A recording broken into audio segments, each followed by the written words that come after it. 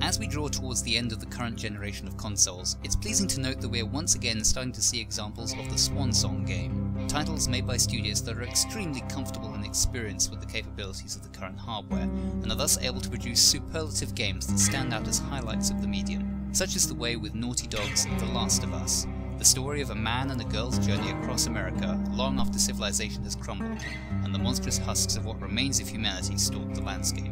You play the game as Joel, a dedicated single father turned smuggler, who is hired by the local resistance movement to sneak a young girl, Ellie, out of Boston's highly regimented safe zone. The two are initially hostile, Ellie not particularly fond of being treated like a commodity or a child, and Joel not exactly keen to stick his neck out for a bunch of idealists or be reminded of all that he's lost.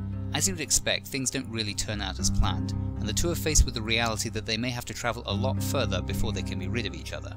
During the game's long journey, the pair are frequently beset by dangers, both monstrous and otherwise, that need to be either circumvented or eliminated. Unlike Naughty Dog's previous games, however, this is not the place to be running around shooting people in the head. Weapons and resources are scarce, and taking on more than one enemy at a time is at best messy and at worst suicidal. The game favours a slower pace, the large environments encouraging the player to be patient, taking out enemies one at a time whilst distracting others with a carefully thrown brick. That's the theory, but of course things don't always go according to plan, and over the course of the game one learns to handle increasingly dire situations and adapt to whatever difficult circumstances one may be faced with. As someone who's already kind of tired with the whole genre of stealth, I was pleased to find myself completely hooked by the gameplay of The Last of Us.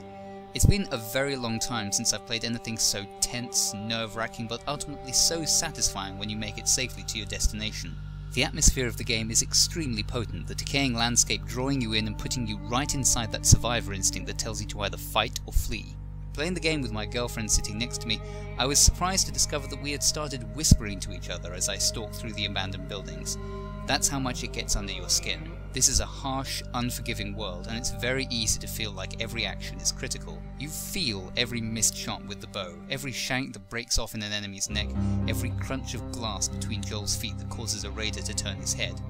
But The Last of Us is far more than just sneaking around throwing bricks and shanking zombies. Like all fans of horror know, the supernatural elements of the genre are often only the jumping off point that allows a deeper drama to unfold, that which arises when the normal social boundaries are removed and people revert to the true monsters that are always inside them. The Last of Us isn't afraid to showcase the darker side of human nature. Even a character like Joel, who we're supposed to identify with, is shown to be capable of some pretty terrible things in this new lawless world. So you can imagine that when they start to run into some more unsavoury characters, just how dark things can get.